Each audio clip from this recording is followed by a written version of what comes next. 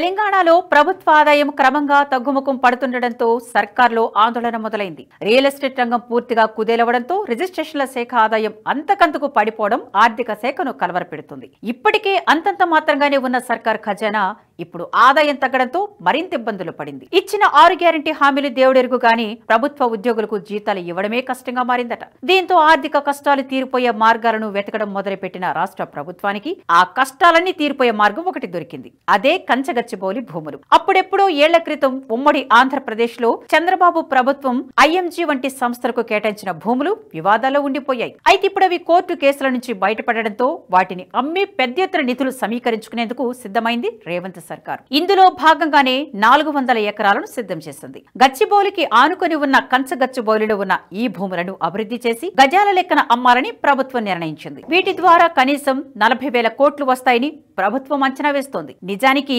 ఇప్పటికే ఈ భూములను తాకట్టు పెట్టేసి అప్పులు తీసుకున్నారు. ఇప్పుడు అమ్మేసి ఆ అప్పులు తీర్చడంతో పాటు పలు పథకాల కోసం నిధులు అందుబాటులోకి వస్తాయనుకున్నారు. కానీ సీన్ రివర్స్ అయి ఈ భూముల వ్యవహారంపై రాజకీయ రగడ కొనసాగుతుంది. గచ్చిబౌలి సమీపంలోని కంచగచ్చిబౌలి గ్రామంలో సర్వే నెంబర్ 25లోని 400 ఎకరాల భూమిని 2004 జనవరి 13న నాటి చంద్రబాబు నేతృత్వంలోని ఉమ్మడి ఆంధ్రప్రదేశ్ ప్రభుత్వం క్రీడా వసతుల అభివృద్ధి కోసం IMG academies Bharat private limited కు కేటాయించింది. అయితే అప్పట్లో ఐఎంజీ అకాడమీస్ ఈ ప్రాజెక్టును ప్రారంభించడం ఆలస్యం చేసింది. దీంతో విలువైన ప్రభుత్వ భూములు నిరుపయోగంగా ఉన్నాయంటూ 2006 నవంబర్ 21న నాటి వైఎస్ రాజశేఖర రెడ్డి నేతృత్వంలోని కాంగ్రెస్ ప్రభుత్వం ఆ కేటాయింపులను రద్దు చేసి AP youth advancement tourism and cultural department కు కేటాయిస్తూ జీవో జారీ చేసింది.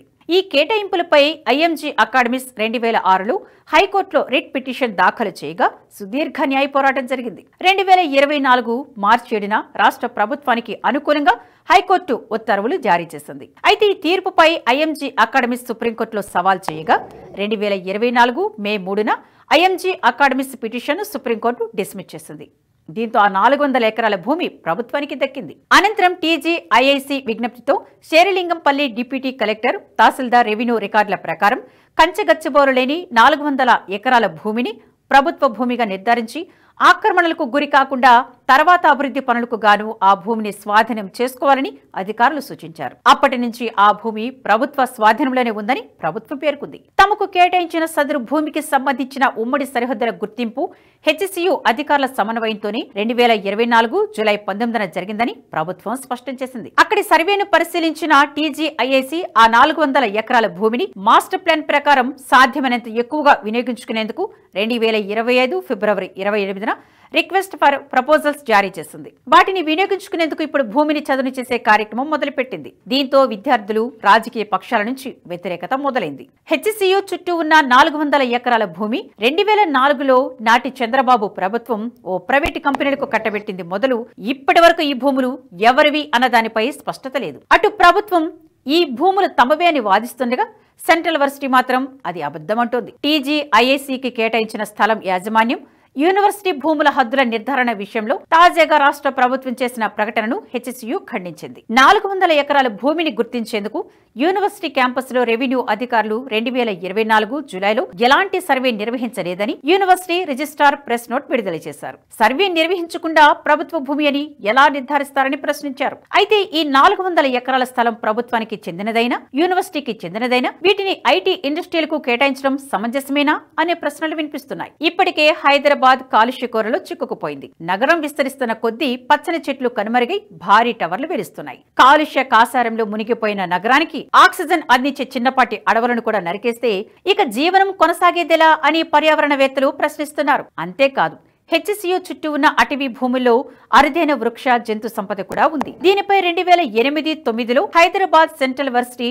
World Wide Fund for Nature India సంయుక్త అధ్యయనంలో ఈ ప్రాంతం మూలికలు, పొదలు, తీగలు, సీతాకోక చిలుకలు, ఒడోనేట్లు, అరాక్నిడ్లు, హెర్పోటా ఫౌనా, పక్షులు, క్షీరజాల వంటి సుమారు 500 జాతుల జంతువులు, క్షీరదాలకు నిలయంగా ఉందని వెల్లడించింది. ఇప్పుడు రేవంత్ సర్కార్ నిర్ణయంతో అక్కడ భూమిని చదును చేయడం ప్రారంభించారు. ఈ సమయంలో అక్కడ నెమ్మళ్లు అరుస్తున్నట్లు, జింకలు పారిపోతున్నట్లు ఫోటోలు, వీడియోలు సోషల్ మీడియాలో వైరల్ అవుతున్నాయి. ఈ వీడియోలు చూసిన వారంతా అక్కడ వాటి ఆవాసాలు నాశనం చేస్తున్నారనే అభిప్రాయం వ్యక్తం చేస్తున్నారు. ప్రభుత్వం ఆర్థిక కష్టాలను ఎదుర్కొంటూ ఉండొచ్చు, మరి వాటి నుంచి బయటపడేందుకు అటవీ సంపదను నాశనం చేస్తున్నారా? భూముల అమ్మకం అనేది ప్రభుత్వ ఆదాయం కోసమో, అభివృద్ధి కోసమో, ఐటీ సంస్థల కోసమో విలువైన అటవీ సంపదను నాశనం చేయడం సరికాదు. సరే, అభివృద్ధి జరగాలంటే భూములు కోల్పోవాల్సిందే, చెట్లు తొలగించాల్సిందే, యువతకు ఉపాధి, ఉద్యోగ అవకాశాలు కల్పించాలంటే ఐటీ కంపెనీలు రావాల్సిందే, అందుకు వాటికి భూములు కేటాయించాల్సిందే. భూములు కేటాయించొద్దు కానీ పరిశ్రమలు రావాలి, ఉద్యోగాలు కల్పించాలంటే కుదరదు. కానీ అభివృద్ధి కోసమే ఆరాటపడుతున్నామనే కాంగ్రెస్ ప్రభుత్వానికి హైదరాబాద్ చుట్టుపక్కల ఎక్కడా కూడా 400 ఎకరాల భూములు లేవా? ఇప్పుడు ఇదే అందరి నోట వినిపిస్తున్న మాట.